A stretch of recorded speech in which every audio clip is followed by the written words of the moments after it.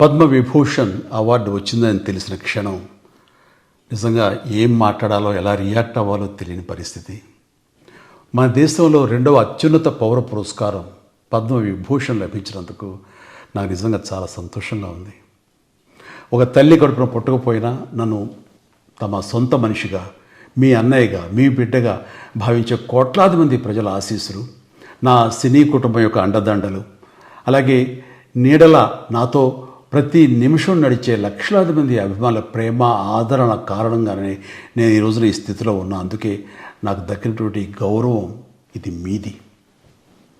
మీరు నాపై చూపిస్తున్న ప్రేమ, ఆప్యాయతలకు నేను ఏమి రుణం తీర్చుకోగలను?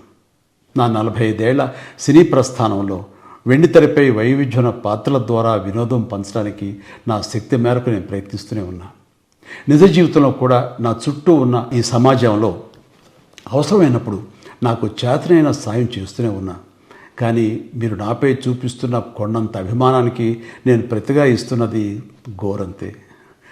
ఈ నిజం నాకు ప్రతి క్షణం గుర్తుకొస్తూనే ఉంటుంది, నన్ను బాధ్యతగా ముందుకు నడిపిస్తుంటుంది. నన్ను ఈ ప్రతిష్టాత్మకమైనటువంటి పద్మవిభూషణ్ అవార్డుకి ఎంపిక చేసిన భారత ప్రభుత్వానికి, గౌరవ ప్రధాని శ్రీ నరేంద్ర మోడీ గారికి నా హృదయపూర్వక కృతజ్ఞతలు. జై హింద్.